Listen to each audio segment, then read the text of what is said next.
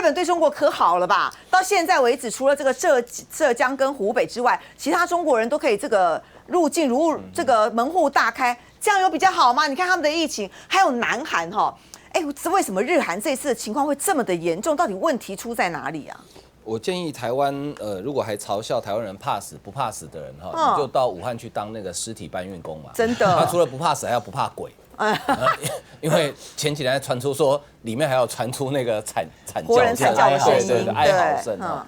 所以我觉得这个时候其实你再去对台湾讲风凉话哈，我觉得一点帮助都没有了。我还是希望国民党的人多一点像钟小平这一种，就是比较就事论事啦，就是稍微大家理性讨论，有缺点。他已经不是国民党，以后要回去好不好？像他这一种人嘛，就是有什么不足的地方，做的不好的补强，可以提建议嘛，但是没有必要去讲那个风凉话，然后讲那种话就是对国民党一点帮助都没有。那日本这一次为什么变成这样子？其实主要我觉得除了大家刚刚讲到，就是因为因为你知道春节是日本人一年里面的这个。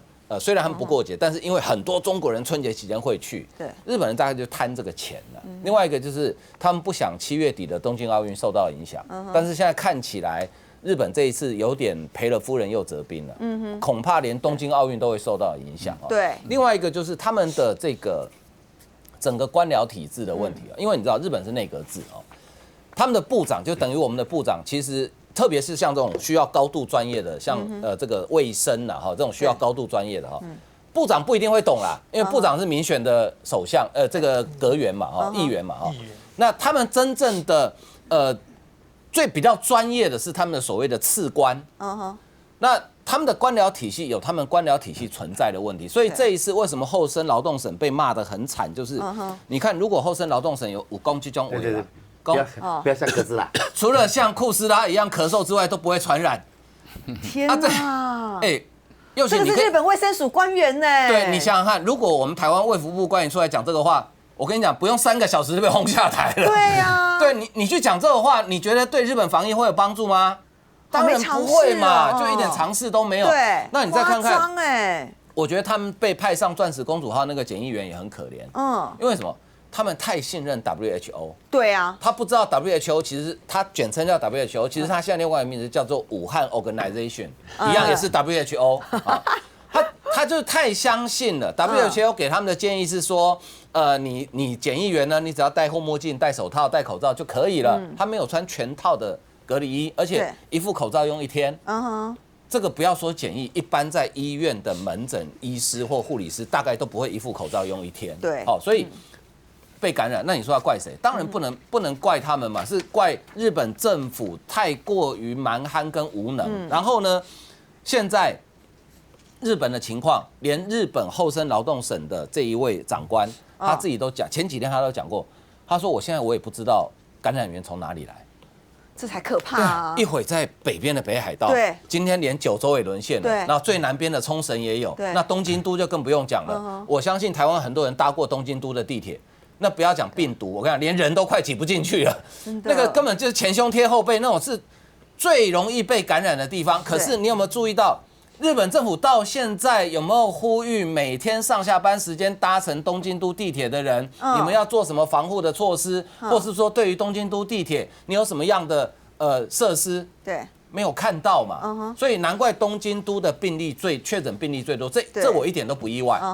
所以日本首相安倍晋三最近很可怜，很康一点就警卫，因为他刚好叫安倍晋三嘛。很多日本人现在很流行不安倍真，就拿安倍嘛，中间2个人是安倍嘛。可是安倍真的也太扯了啊！所以他的民调最近跌了大概快10%，不是没有道理。因为这个处理的事情，日本让人家很意外，就是说他的公卫的水准很好，他的医疗的水准也很高。可是这一次为什么处理的事情会把它处理成这样子哦？甚至连钻石公主号最基本的感染的最基本的常识就是分红区跟绿区，就是安全区跟污染区，它完全没分。今天你知道，今天他们的厚生劳动省出来公布一张照片，说有啊，我们有分啊，这边是这个污染区啊，这边是安全区啊。就日本的网友在 Twitter 上面把它给轰爆了，为什么？因为2区最后是通到同一个空间。所以日本网友说啊，难道病毒左进右出吗？还是左去右回吗？你以为是阿兵哥吗？部队绕着树跑吗？所以夸张到这个节骨眼，他们还有这种官员去贴这种照片，这很夸张。那你觉得这个日本政府，难怪现在日本人民开始对日本的政府开始失去一些信任感，因为他们日本人向来对他们的政府信任感其实是还蛮好的哦，对，就他们很听政府的，很相信政府。那这个我觉得这个信任感哦，在疫情结束之后，恐怕都很难再找回来。那韩国这个就更离谱，韩国那个是为什么会一天同时被感染这么多人，就是因为他去一个教会。去一个不是教会，因为讲教会好像讲到天主教基督教，不是，他去参加一个宗教活动。那现在韩国人有人开始骂那个教就是叫邪教，因为其实也不能怪那个宗教，但是因为你知道。很多的大多数的宗教活动，它会在一个比较密闭的空间，然后人可能很多，然后呢，而且大家可能一起唱歌、讲话，空气可能不流通，那有些人可能情绪很激动，感应到神机嘛，对吧？情绪就很激动啊，激动的时候病毒就降临了，对，呼吸就比较急促，然后就吸入比较多病毒啊，就会变成这样子。那所以为什么会有一个超级传播者？因为他光在那个宗教活动的场所就10几20个就中奖了。而且他好死不死还去参加婚礼，那时候刚好有婚礼。对啊，所以你觉得太好笑了。不过我真的要提醒大家，因为今天礼拜4哈，因为星期天很多教堂会做礼拜。我真的提醒这个教会哈，还是要小心。对，还是大家要小心，因为你在做礼拜的时候不太可能戴口罩，因为你要祷告、要唱圣歌等等，可能不太可能戴口罩哈。所以我觉得爱耶稣先量体温。对，这是必要的，我觉得必要的。现在到处都在量。大家还是要很小心的哈。那我觉得这一波其实。我的看法就向来都是这样，就如果你觉得，中国的防疫做得比台湾好，比如像这一家报纸哈，他竟然说就中国嘛，防疫措施台湾可以借鉴嘛我觉得我们跟中国防疫措施借鉴，我觉得你要下跪腿有多啊？我觉得这样子的不行的来内自省。尤其我觉得我们也不要骂他了哈，就是说基本上我个人愿意帮他出机票钱，请他到武汉去住了。这个你就请他到武汉去住。太夸张了。我讲过很久了，也没有人来联络。对啊，这就打嘴炮嘛，就只敢在台湾讲嘛，有种你就到武汉去住嘛。再拿起来给大家看一下，对不对？你这个能见人吗？这种标题头版头哎。对啊，这能见人吗？你觉得他们的防疫非常好的话你就社长带着总编辑就大家一起结伴，真的揪团到武汉去住住大概1个月或2个月在。我看你是最好不要回来因为我们也很怕那边空气多清新，是不是？对啊，那边还有二氧化硫啊，吸起来对身体有益健康啊，对不对？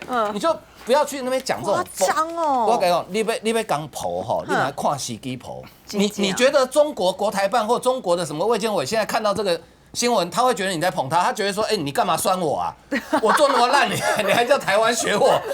你觉得他们会很高兴吗？应该不会吧。所以我觉得。就是说，台湾的防疫到目前为止，虽然我们出现一些让人家觉得有点担心的状况但是至少我认为到目前为止，它并没有可控，它并没有失控。而且我觉得最难能可贵的是，我们的政府非常的透明，就今天有多少东西，我就跟你讲多少东西，他也不会去隐匿疫情。这个是防疫能不能成功一个很关键，除了专业的部分之外。人民跟政府的配合度很重要，比如说政府说大家暂时可以不用戴口罩，大家配合就不会抢口罩，要量体温大家就量体温。